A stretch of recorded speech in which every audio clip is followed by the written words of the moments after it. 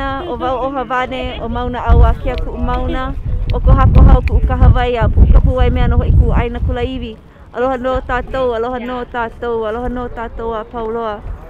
Aloha from my mountains to your mountains, from my rivers to your rivers, my waterways to your waterways, and my light to your light. I'm here right now at Pohakuloa, and we're here outside of the U.S. military training base. I'm really putting out a call to our people to really come out for this, because the U.S. military is bombing our lands. They're practicing to kill. That is so heavy on the hearts of the people that come from here. I feel it in my womb. I feel it in my body. Every time they bomb, we live maybe 5 miles from here, and so we can hear it, we can feel it, and we live this every day. And so I'm just asking our people from here and around the world to please come out. Please post about this on your social media channels. Post about the military bombing our lands. Every single day they're doing some sort of live fire training. Troops from around the world come here. We have big jets coming in from the military bases from around the world, and they're dropping bombs on our land. And you know, it's time. It's time for them to exit, and it's time for us to just continue to rise and stand up for the rights of our aina, for the rights of our water. This land is full of water. These mountains are water carriers, and Pohakuloa is right in the middle with a big watershed. You know, this is just a big watershed for us. And vai, that means that you are in bounty and that you are rich, because we can't live without water. And this is a place of vai. And so I'm calling to every single person out there that drinks water. Please help us protect our watershed. Please help us to stand up for our aina that is getting bombed by the U.S. military. Please help us demilitarize Hawaii. It's time. Demilitarize Hawaii and demilitarize the world. Mahalo nui for your solidarity, for your prayers. We're doing an action this week of a prayerful action, ceremonial. Every day, 9 o'clock a.m., praying for Pohakuloa and Mauna Kea. I invite you to join this prayer and this ceremony. Please post about what you feel, the prayers that are coming to you and that you're putting out into all of the dimensions and all of the realms on your social media channels, because we can switch this tool that we have been given and use it for prayerful ceremony and prayerful solidarity. And so, mahalo nui, protect Pohakuloa, protect Mauna Kea. Water is life, solidarity always. Kukia I Mauna. Eo.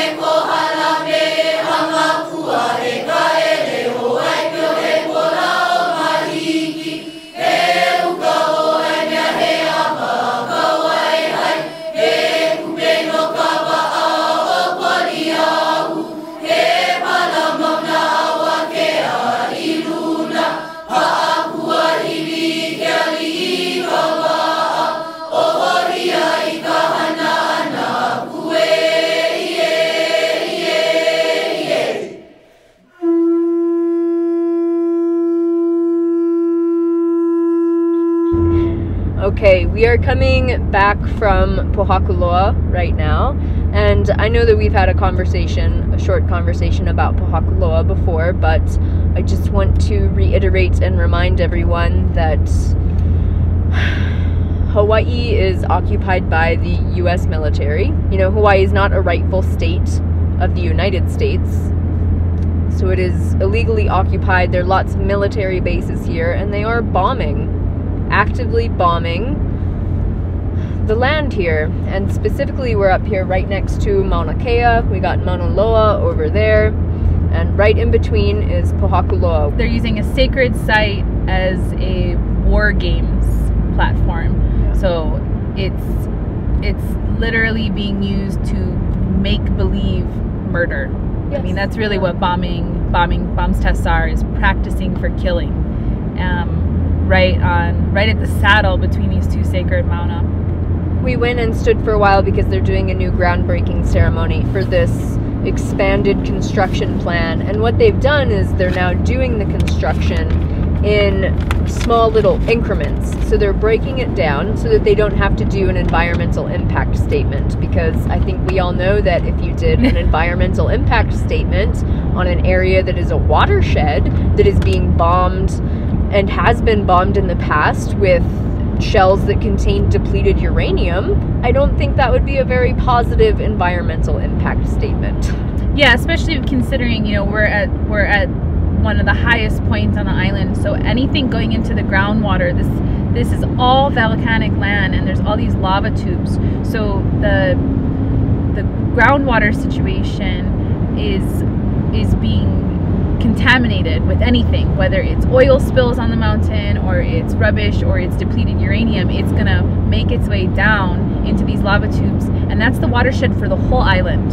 Yeah. Whether you're going east into Hilo or you're going west into Kona, like all of this water is making its way down, not only to our drinking supply, but also to our oceans. Yeah. So that is how we spent our morning, which is a great way to spend our morning. Would you like to talk briefly about how you've been spending the last many months of your life? Yeah, sure. You know, on the good days, I'm up with other Kia'i, other protectors in Hawaii, standing up for Mauna Kea, standing up for Pohakuloa, for our oceans, and on the bad days, trying to keep my spirits up. One of the unexpected, not unexpected, I guess it's expected, byproducts of activism is, you know, it takes a heavy toll on your spirit, you know, so a lot of burnout. Yeah, a lot of burnout. This winter, I spent a couple months in North Dakota, Standing Rock, and just wanted to come in at a time when I knew everybody would be really worn out, really tired. So that was my winter. I spent some time in the Penobscot Nation in Maine. They were a really gracious host to take me in after my time out there, do some healing. And then we've been back here. We just hosted, Hawaii hosted World Peace and Prayer Day, which I was thinking was like a day, was like, oh, we're gonna all hang out for a day, and found out it was, you know, like 5 days of peace talks and speakers from all over the world. We had a lot of protectors out from Standing Rock. We had our brothers and sisters from Aotearoa, from New Zealand, from South Africa, people all over. So we got talks for several days. We all met up at Pu'u, which we're actually coming up on right now. It's this beautiful little pu'u, this little cinder cone right at the access road to Mauna Kea. We came up here last Wednesday for a ceremony, and there was prayers from all over the world. It was really, really quite special. Collected prayers for world peace from all over the world. So that's what I've been doing the last couple of months, is really stepping into a role as a protector and trying to hold myself to higher standards and help to educate the people in my life that in addition to breaking down our carbon footprint, in addition to thinking about where our food is coming from and what it is, in addition to all of these things, we also have to take care of keeping the military down. We have to take care of keeping our watershed safe. We have to take care of children having safe, adequate food supply and drinking water. It's kind of like never-ending work. Yeah. But it's good, because I'm of the firm belief that we really need prayer, you know, and that the truth is, prayer doesn't work if you don't have action behind it. Yeah. And so these movements are teaching us to be prayerful, to stay in prayer, the importance of that spiritual connection, and helping us to see our different spiritual paths are fortifying those same wishes, you know, those same dreams for peace, but also realizing that our actions, our work, the way we walk is our prayers. And if you're just standing and asking for stuff and not doing anything, it's not going to work. Yeah. I don't really think that there's any God or gods or creator out there that is going to grant the wishes of those who are not willing to work, you know? Absolutely. Yeah. And I know some of you will probably be asking this question, but yes, Katie is an ethical vegan as well, so she gets it. She gets it. Yeah. Well, that really, yeah, be careful with that, vegans. Be careful with the, Yeah. is this person really standing up? You know, like many of us are, but also, you know, we all had to start somewhere. We all had to start somewhere, and There was many years I was not, Mhm. and truthfully, you know, those 10 years as a vegetarian, you know, I just didn't know better. Yeah. A lot of people don't know better, and this is something too, as we get into, like, you know, I saw some vegans who were like, well, I'm not going to stand with Standing Rock because they're eating animals over there. No. You know, I think it's very important to remember where the fight is and to stay united in that. You know,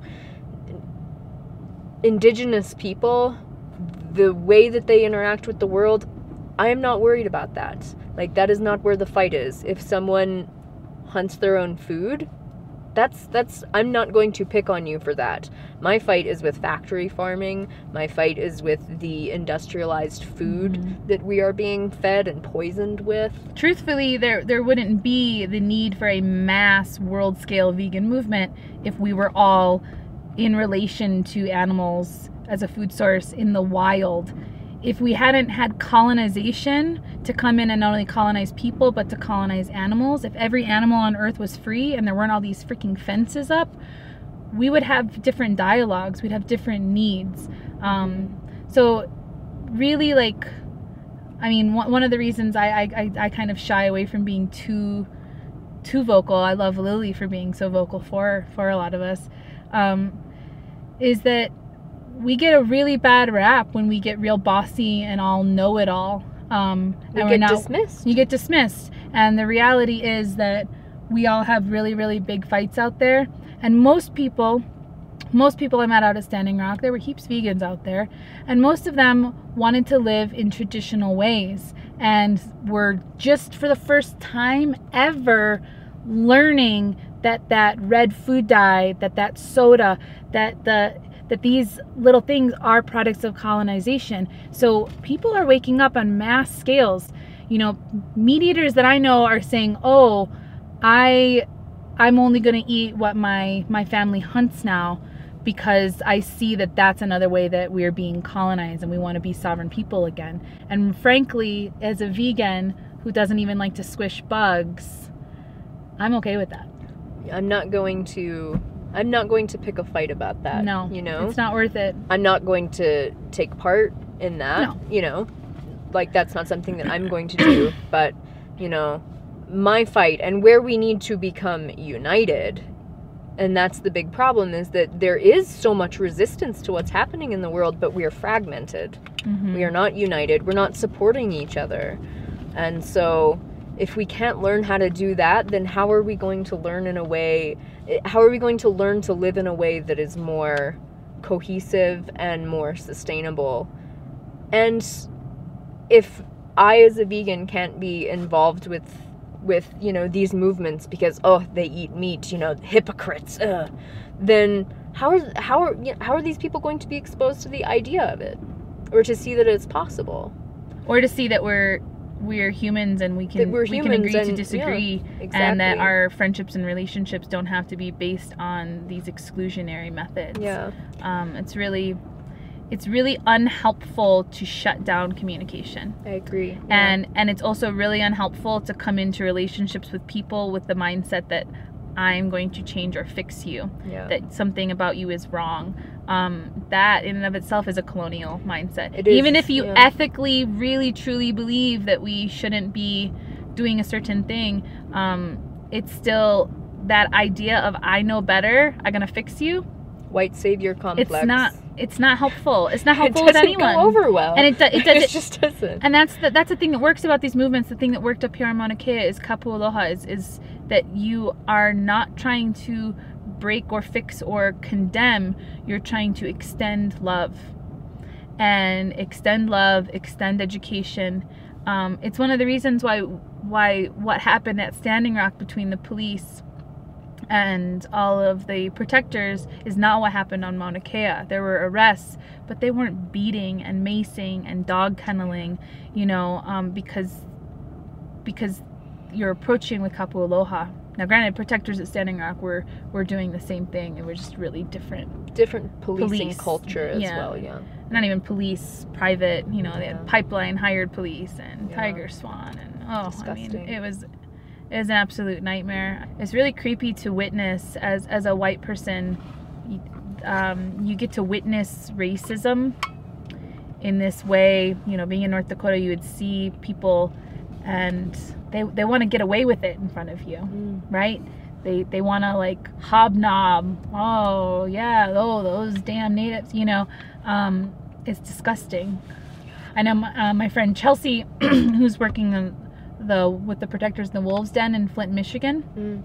She's with the Real Progressives, and you know, she was talking with, oh God, I wish I remembered his name. It's really important to check in on what's happening in Flint. There's some good work happening there right now. They just got a man indicted because she was recording, and he just assumed because she was a white lady that she was racist. And he started talking about the reason that the water in Flint has all been shut off is because all these damn, and using the N-word and just ranting off these racist rants. And she, you know, she had her phone like recording. Yeah.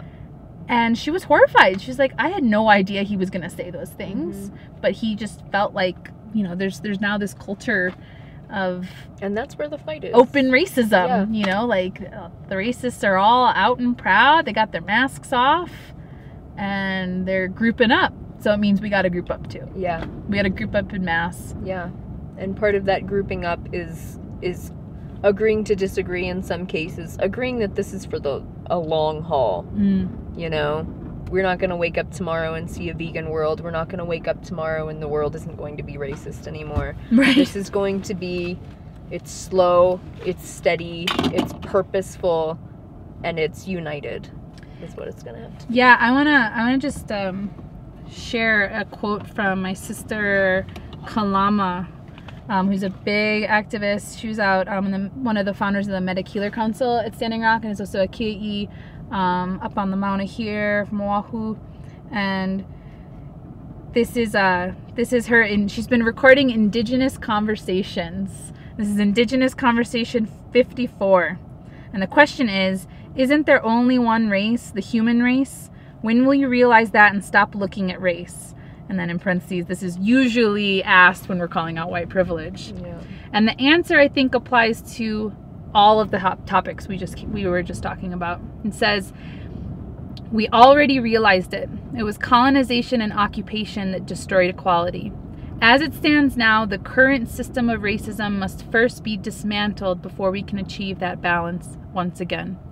Addressing the real ways that oppression hurts others is the only way to the truth.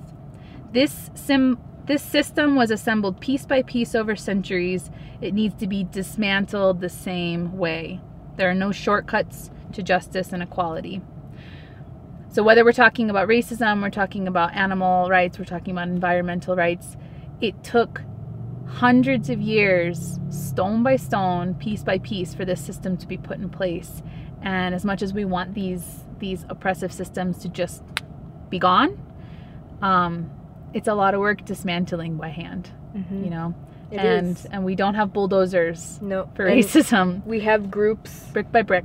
We have groups in different areas of this wall, and we got to help each other with that. You know, and we got to make sure that we're helping to share the, you know, not be putting ourselves at the forefront, really trying to share the voices of our indigenous leaders, sharing the voices of our people of color, of Black Lives Matter, you know, not because what we have to say isn't valuable. I mean, Lily and I were born to care and born to talk about caring, and born to educate and inspire and get people active. It's who we are. I get it, but it's, our voices don't need to be the loudest ones in the room. No, said the lady talking to the other lady about not talking.